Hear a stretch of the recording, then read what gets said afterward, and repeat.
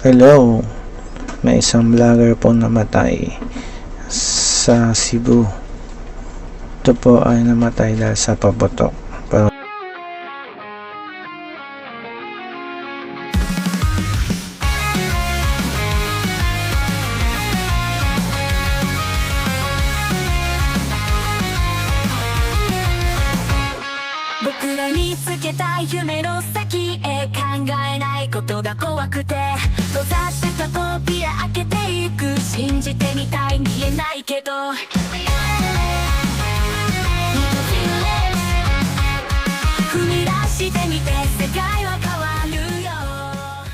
Panoodin pa natin. Paputok sa mukha ang isang vlogger sa Cebu. Sa lakas ng impact, bumulagta ang biktima na inakala pang nagbibiro lang.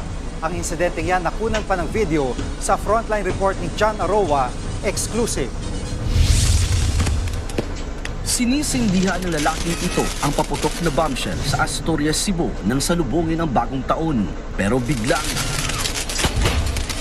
sumabog ito sa mukha na nagsisindi. Hindi pa namalayan ng mga kasama niya ang nangyari at binivideohan pa ang paputok.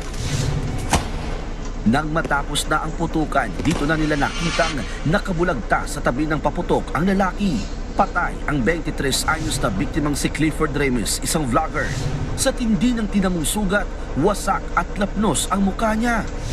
Nilapitan daw ni Remis ang bombshell dahil di ito pumutok. Sinindihan niya pa ito kaya sumabog ang bombshell sa mukha niya. Akala pa raw ng pamangkin ng biktima na kumuha ng video na nagbibiro lang si Remis nang makita niyang nakahiga ito malapit sa paputok. Pero nang lumapit siya, doon niya nakita ang duguan at wasak na mukha ng kanyang tiyuhin. Agad niyang tinapon ang cellphone at hinubad ang suot na damit para takpan ang duguang mukha ni Remis.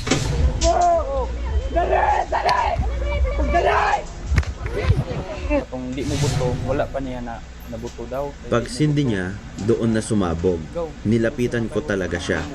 Pagtingin ko, sabi ko, hala! Pag uwi namin, kaninang alas 3 ng madaling araw, hindi ako nakatulog ng maayos. Bigla na lang tumutulo yung luha ko. Ang hirap talaga.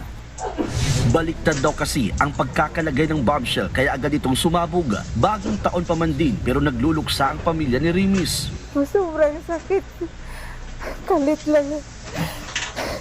Ang bilis ng ipangita po.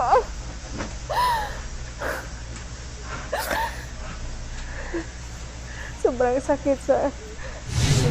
Nakaburol ngayon ang labi ng biktima sa kanilang bahay. Nagbabalita mula sa Frontline, John Aroa, News 5. Kaya ingat po kayo next time. Happy New Year po.